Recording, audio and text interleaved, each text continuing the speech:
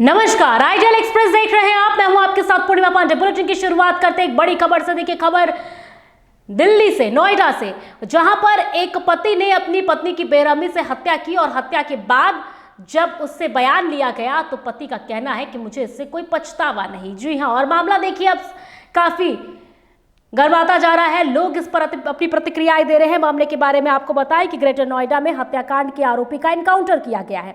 बता दें कि ग्रेटर नोएडा में दहेज के लिए दुल्हन की हत्या के मामले में पुलिस ने कार्रवाई की है और आरोपी पति विपिन का पुलिस ने एनकाउंटर किया है। पुलिस के अनुसार विपिन को थिनर बरामद करने के लिए ले जाया गया था और जिसने उसने अपनी पत्नी में आग लगाई थी। इसी दौरान विपिन ने पुलिस को पिस्टल छीनकर भागने की कोशिश की और पुलिस पर गोली भी चलाई। ये पूरा मामला दहेज का है। इसी वजह से विपिन ने अपनी पत्नी को जिंदा जला दिया और जिसके बाद देखिए जब आरोपी को गिरफ्तार किया गया और उसके बाद आरोपी फरार होने की कोशिश करता है और फिर पुलिस उसके पैर पर गोली मारती है और फिलहाल वो घायल है। घायल के दौरान जब उससे बातचीत की गई, उसका बयान लिया गया तो उसने कहा कि मुझे कोई पछतावा नहीं है। अब अगली खबर की ओर बढ़ते हैं। देखिए बिहार में लगातार कांग्रेस वोट अधिकार यात्रा निकाल रही है और अब इसी यात्रा को तेजस्वी यादव ने ऐतिहासिक बताया है। जी हां, पटना लौटे नेता प्रतिपक्ष तेजस्वी यादव ने वोट अधिकार यात्रा को ऐतिहासिक करार दिया है। वहीं भाजपा और चुनाव आयोग पर सीधा हमला बोला है। एयरपोर्ट पर मीडिया से बातचीत में उन्होंने कहा कि जनता का अभूतपूर्व समर्थन मिल रहा है। इस यात्रा ने भाजपा और आयोग की असलियत उजागर कर दी है। मुख्यमंत्री पद पर राहुल गांधी की चुप्पी पर वह सवाल टाल गए। तेजस्वी ने ऐलान किया कि यात्रा का अगला चरण 26 अगस्त से मिथिलांचल में शुरू होगा। यह आंदोलन लोकतंत्र और अधिकारों की रक्षा के लिए है। अब अगली खबर देखिए। वहीं एक तरफ जहां कांग्रेस वोट अधिकार यात्रा निकाल रही है तो उधर बीजेपी इस पर लगातार हमलावर है और बीजेपी सांसद ने देखिए एक बड़ा बयान इस वोट अधिकार यात्रा को लेकर दिया है। जी हां, राहुल गांधी की वोट अधिकार यात्रा को लेकर बीजेपी सांसद राजीव प्रताप रूडी ने बड़ा बयान दिया है। पटना में मीडिया से बातचीत में कहा कि राहुल गांधी यात्रा कर रहे हैं, यह उनके स्वास्थ्य के लिए अच्छा है, लेकिन उन्हें बताना चाहिए कि बिहार में विकास कितना हुआ है और उनके शासनकाल में क्या स्थिति थी। रूडी ने तंज कसते हुए कहा कि अगर 60 लाख नाम वोटर लिस्ट में काटे हैं तो राहुल गांधी कम से कम 1 लाख अदृश्य वोटर का उदाहरण दे। आने वाली सरकार एनडीए की होगी। के पास भी वक्त था तो कुछ दिखा नहीं, तो टहलते रहना चाहिए, घूमते रहना चाहिए और अच्छा है चुनाव के तुरंत पहले मतदाताओं के बीच में आना चाहिए। हम लोग भी जब देहात में जाते हैं तो चुनाव के पहले जाते हैं तो लोग बड़ा उल्टा सीधा बोलता है कि जब चुनाव आ गया तो आ गए। तो अगर 5 साल बिहार घूमते रहते तो शायद आकर्षण ज्यादा होता। अब आपका तीसरा सवाल है कि वोट की चोरी, तो वोट तो अदृश्य मतदाताओं पर अगर चुनाव जीता जा सकता है तो उसके बारे में हम एसआईआर के बारे में कि अदृश्य मतदाता, तो लगभग 60 लाख के आसपास मतदाता, तो राहुल जी को मेहनत करके, तेजस्वी जी को मेहनत करके मतदाताओं को जो अदृश्य हैं उनको ढूंढ के निकालना चाहिए और 60 लाख में तो कम से कम 1 आध लाख तो ढूंढ निकालना ही चाहिए, लेकिन एक भी नहीं निकाला। तो हमको लगता है उनकी सियासत पूरी तरह से फेल है और बिहार में जो एनडीए का गठबंधन है फिर से नीतीश कुमार के नेतृत्व में बड़ी बहुमत के साथ जीत के आएगी। तेजस्वी जी कह रहे हैं कि एफआईआर हमसे किया गया, डराने की कोशिश की जा रही है, लेकिन हम डरने वाले नहीं, हम लोग की यात्रा चलती रहेगी। खबर की ओर बढ़ते देखिए बिहार में चुनाव के बीच जदयू कार्यकर्ता ने एक प्रेस वार्ता रखी और प्रेस वार्ता के दौरान उन्होंने एक विजन की बात की। देखिए बिहार चुनावी माहौल के बीच जदयू नेता डॉक्टर परमानंद सिंह ने प्रेस वार्ता कर जनता के बीच अपनी विजन दिख रखी। उन्होंने कहा कि नीतीश कुमार ने सुशासन के जरिए सामाजिक न्याय और समानता की जो नींव रखी है उसी के आगे बढ़ाया जाएगा, उसी को आगे बढ़ाया जाएगा। शिक्षा पर जोर देते हुए उन्होंने कहा कि क्षेत्र की साक्षरता दर में सुधार हमारी प्राथमिकता है। डॉक्टर सिंह ने आश्वासन भी दिया है कि सुशासन का सार हर घर तक पहुंचाया जाएगा। देखिए 2020 की जहाँ तक बात थी तो एक तो था कि जो हमारे जो पूर्व विधायक थे माननीय सददेव कुशवाहा जी स्वर्गीय हो गए हैं, तो उस समय जैसे 2 टर्म के बाद निश्चित है कि थोड़ा सा नाराजगी क्षेत्र में बढ़ जाता है।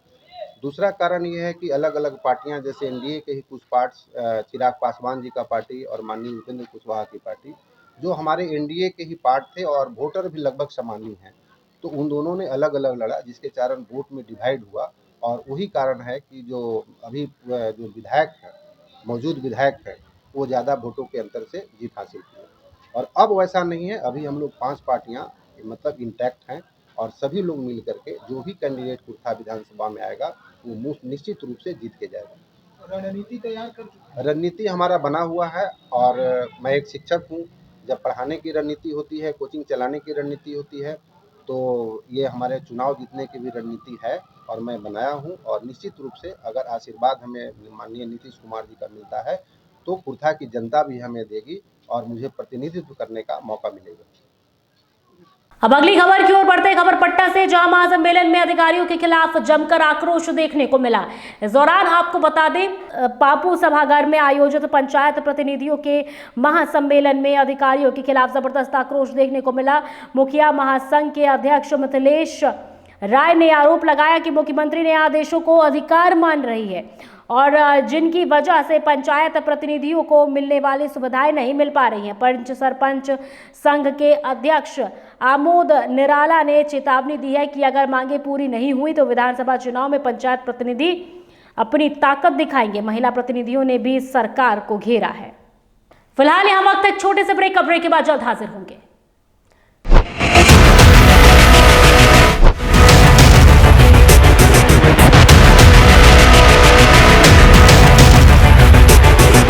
अगर सत्ता से सवाल पूछना बगावत है तो हाँ, मैं बागी हूं। अगर सच्चाई दिखाना गुनाह है तो हाँ, मैं गुनहगार हूं। ना डर है, ना दहशत है, ना खौफ तुम्हारे इल्जामों का। पूछेंगे सवाल, तलाशेंगे जवाब और डंके की चोट पर करेंगे सच और झूठ का पर्दाफाश। बरसों पहले जो सफर शुरू हुआ था, अब अंजाम तक पहुंचाने की बारी है। सिर्फ खबर नहीं, अब इंसाफ दिलाने की भी जिम्मेदारी है।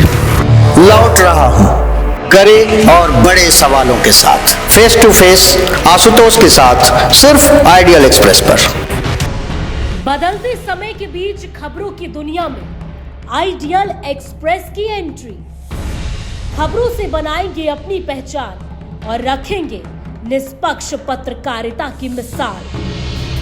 शानदार टीम, धारदार रिपोर्टिंग, लाइव कवरेज और सटीक विश्लेषण।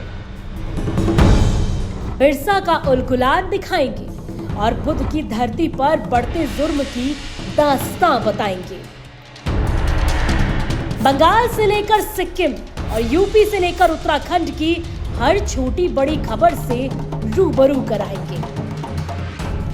विकास के नाम पर हो रही धांधली बताएंगे और गांव ज्वार से निकलने वाली उम्मीद की किरण दिखाएंगे।